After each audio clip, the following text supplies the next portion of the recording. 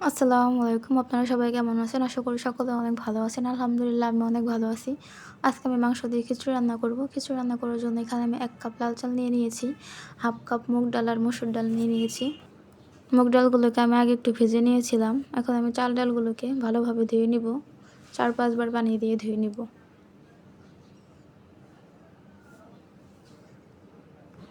এখন আমি প্যানে পরিমাণ মতো তেল দিয়ে দিয়েছি। তারপর এখানে গোটা জিরে, এলাচ, দারচিনি, লবঙ্গ, তেজপাতা দিয়ে কিছুক্ষণ ভেজে নিয়েছি। তারপর এখানে কেটে রাখা পেঁয়াজ মরিচ দিয়েও আমি কিছুক্ষণ ভেজে নিব। এখন আমি একটু পানি দিয়ে দিয়েছি। তারপর এখানে লবণ, হলুদের গুঁড়ো, ধনিয়ার গুঁড়ো, আদা রসুন বাটা দিয়ে মশলাগুলোকে আমি খুব ভালোভাবে কষিয়ে নিব। মশলাগুলো যত বেশি কষানো হবে খাবারটা খেতে ঠিক ততটাই বেশি মজা হবে। এজন্য পানি দিয়ে ২-৩ বার মশলাগুলোকে খুব ভালোভাবে কষিয়ে নিতে হবে।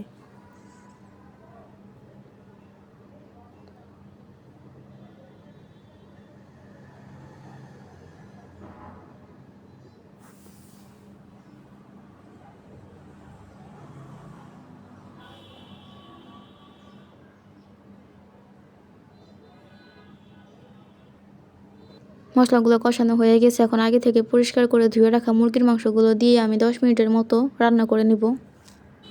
মাংস রান্না করতে করতে এখন আমি আপনাদেরকে লাল চালের কিছু উপকারিতা বলি। সাদা চালের তুলনায় লাল চালের পুষ্টিগুণ অনেক বেশি। ফাইবার বেশি থাকার কারণে ক্ষুধা কমে ও ওজন নিয়ন্ত্রণে রাখে।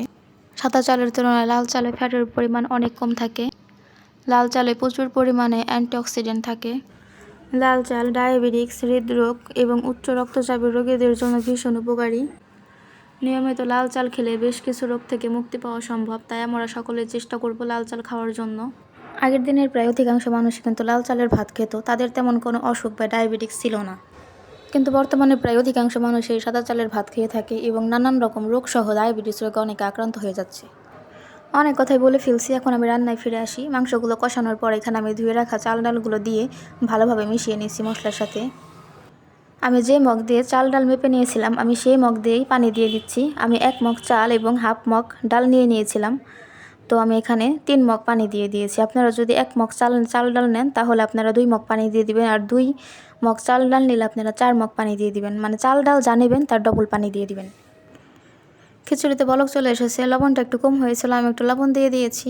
এখন চুলার তাপমাত্রা একদম লো রেখে আর কিছুক্ষণ রান্না করে নিব। আমার খিচুড়ি রান্নাটা হয়ে গেছে, আমি একটু উল্টে পাল্টে দিচ্ছি।